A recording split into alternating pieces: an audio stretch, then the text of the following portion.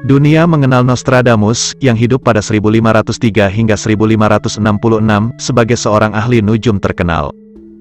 Konon ia telah memprediksi beberapa peristiwa besar di dunia, seperti Revolusi Prancis, kebangkitan diktator Adolf Hitler, dan serangan tanggal 11 September di World Trade Center, Amerika Serikat. Namun sekitar 400 tahun sebelum kelahirannya, hidup seorang Raja Kediri bernama Jayabaya yang memiliki peran penting dalam sejarah Indonesia, khususnya terkait ramalannya mengenai masa depan Pulau Jawa. Jayabaya memerintah Kerajaan Kediri pada tahun 1135 hingga 1157 Masehi. Namanya tertera dalam Babat Tanah Jawa dan Serat Aji Pamasa.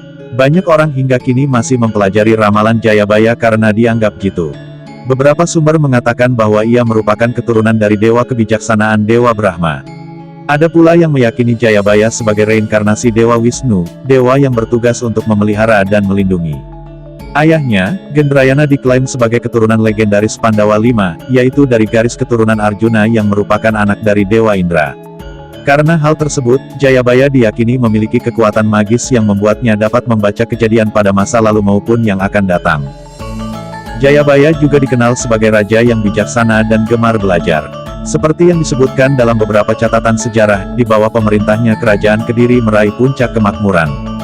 Namun sebelum kita lanjut ke pembahasan berikutnya, alangkah baiknya yang belum subscribe, silahkan di-subscribe dulu dan aktifkan tombol loncengnya agar sahabat-sahabat sekalian yang baru gabung tidak ketinggalan video-video terbaru dari kami.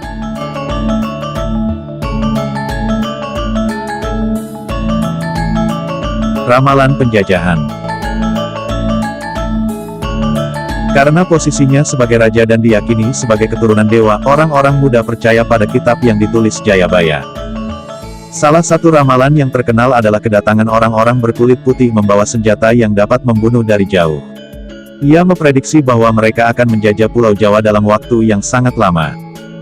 Menurut beliau, mereka akan dikalahkan oleh orang-orang berkulit kuning yang datang dari utara dan akan menjajah Jawa seumur jagung. Ramalan tersebut menjadi kenyataan karena hampir 300 tahun Indonesia dijajah oleh Belanda, yang disebutkan Jayabaya sebagai orang berkulit putih. Jepang, orang-orang berkulit kuning, dapat mengalahkan Belanda pada tahun 1942.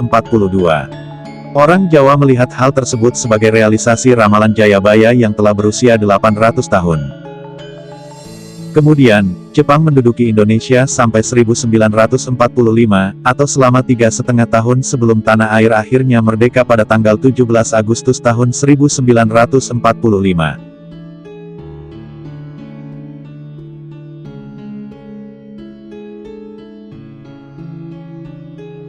Ramalan Notonegoro.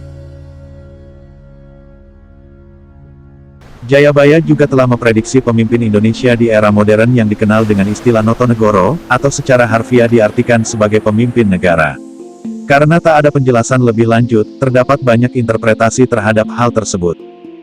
Penjelasan paling sederhana adalah, siapapun yang menjadi pemimpin Indonesia bukanlah raja yang sangat berkuasa, namun seorang pengurus atau pemimpin yang menjawab permasalahan rakyatnya. Namun terdapat interpretasi yang lebih rumit. Satu teori mengatakan bahwa Notonegoro menunjukkan suku kata terakhir dari nama-nama Presiden Indonesia. Namun hal itu tak sepenuhnya benar, karena hanya dua presiden pertama saja yang cocok dengan istilah tersebut, yaitu Soekarno dan Soeharto, yang jika digabung menjadi Noto seperti pada Notonegoro. Presiden ketiga B.J. Habibie, tak memiliki akhiran ne dalam namanya. Abdurrahman Wahid yang menjadi pemimpin Indonesia keempat juga tak memiliki akhiran go.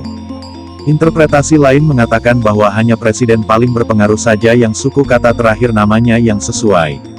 Dalam teori tersebut dikemukakan, bahwa ne tak ada dalam nama B.J. Habibie karena ne ditafsirkan sebagai presiden kelahiran dari luar Pulau Jawa, layaknya Habibie.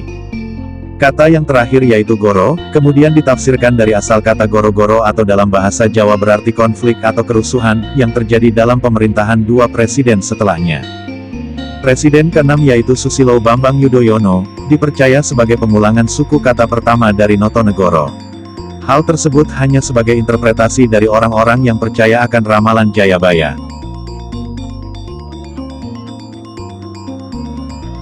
Ramalan Sang Ratu Adil.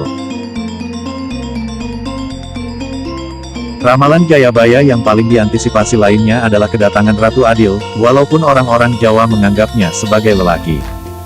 Jayabaya memprediksi bahwa Ratu Adil merupakan keturunan dari keluarga kerajaan Majapahit yang akan menjadi pemimpin terbesar. Dalam ramalannya, ia akan datang ketika kendaraan besi dapat berjalan tanpa kuda, dan kapal dapat menjelajah angkasa, atau masa ketika terdapat mobil dan pesawat. Menurut Jayabaya, pada awal hidupnya Ratu Adil akan menghadapi masa sulit, penghinaan, dan kemiskinan. Namun masa itu akan terlewati karena ketulusan dan keteguhan hatinya.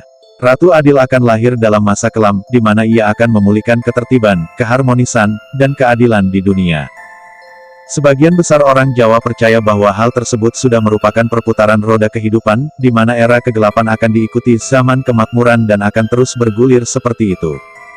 Mereka yang percaya meyakini bahwa saat ini sedang berada di zaman edan atau era kegelapan. Oleh karena itu kedatangan Ratu Adil diprediksi sudah dekat dan ia akan mengantar pada masa kejayaan baru. Seberapa benar ramalan tersebut? Entahlah. Bagaimana menurut Anda?